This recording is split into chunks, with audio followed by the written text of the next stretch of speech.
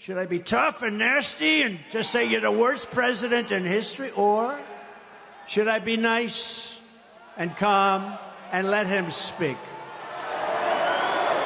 Biden-Trump has emerged as a unique political event. For starters, most voters dislike both men personally, but that's likely the only point of bipartisan consensus. Incumbent presidents often do horribly at their first debate. They're very busy people, and they tend to be kind of arrogant about, I can do this, I'm the president, I've been doing this for a long time. Incumbency is the most powerful force in politics. Once voters have put someone in office, most are loath to admit their decision was a mistake, even with deficits as apparent as Joe Biden's were from the start. We have rescinded so many Trump immigration policies, it would take so much time to list them. But the same can also be said for Donald Trump.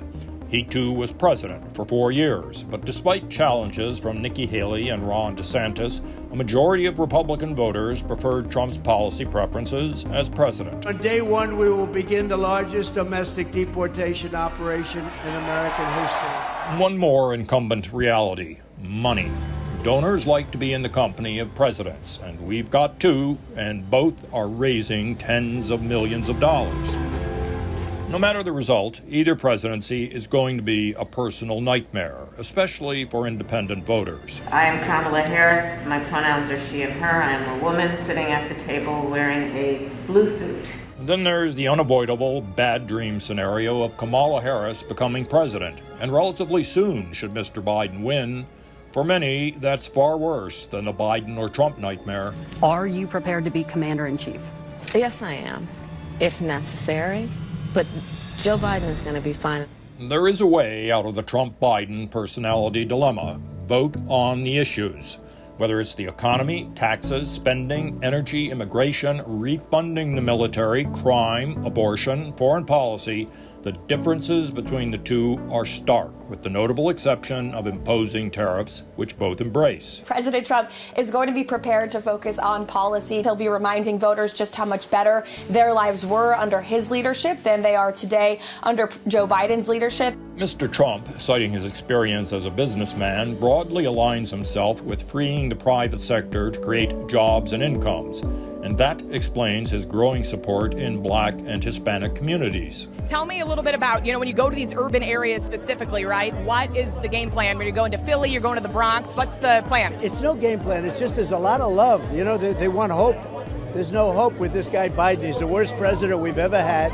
But we're in the middle of a pretty rough area, and it's a love fest. In contrast, Mr. Biden, a lifelong public official, believes without reservation in an economy led and directed by government programs.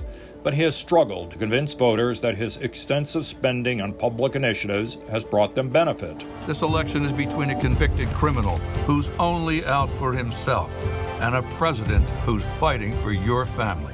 Sadly, debates on policy issues are unlikely.